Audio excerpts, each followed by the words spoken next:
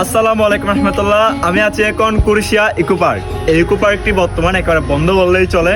তো আজকে ইকো পার্কের ভিতরে বর্তমান কিরকম পরিস্থিতি সেটাই দেখানোর চেষ্টা করব। আশা করি সম্পূর্ণ ভিডিওটা আপনারা দেখবেন।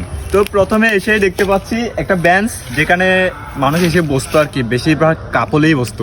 তো এই বেঞ্চের মধ্যে ছিল দুইটা লায়নের মাথা, অর্থাৎ এখানে একটা সিংহের মাথা, এখানে একটা সিংহের মাথা। বর্তমান সিংহের মাথা একটি থাকলেও আরেকটি কেটে নিয়ে গেছে মানুষে, এটাই হচ্ছে কথা। অর্থাৎ আবার এদিকে দেখতে পাচ্ছেন আপনার দোলনা আছে, দোলনাটাও প্রায় ভেঙে গেছে, মানে অর্ধেক আছে, ঝুলানো আছে, তবে নিচে ভেঙে গেছে আর কি।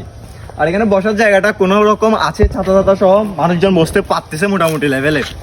তো আরো ভিতরে গিয়ে দেখি কি কি দেখতে পাই, আপনাদেরকে অবশ্যই দেখাবো। কুরিশিয়া এই পার্কের মধ্যে শুধুমাত্র একটা জিনিসই মোটামুটি অক্ষতা আছে, সেটা হচ্ছে এই দিঘির ঘাটটা। মোটামুটি এখানে মানুষ বসার মতো অবস্থা আছে, কিন্তু বাকি কোথাও ওইরকম অবস্থা নাই বললেই চলে। হয়তো এই দিঘিটাও এই পার্কেরই অংশ, আমি জানি না।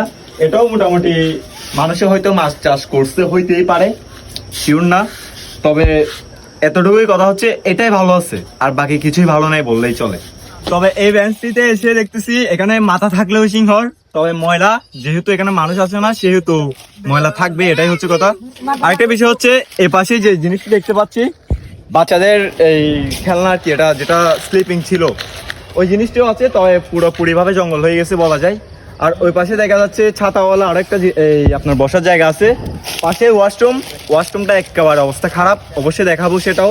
এই পাশেও আরেকটা ওয়াশরুম আছে, আবার গিয়ে ওই পাশে আরেকটা ওয়াশরুম আছে, যেগুলো কিছুই নাই বললেই চলে। তো এই হচ্ছে বর্তমান কুরিশিয়া পার্কের অবস্থা। আপনারা আসলে অবশ্যই বুঝতে পারবেন, আগে যারা এসেছিলেন অনেকটা পরিষ্কার পরিচ্ছন্ন ছিল।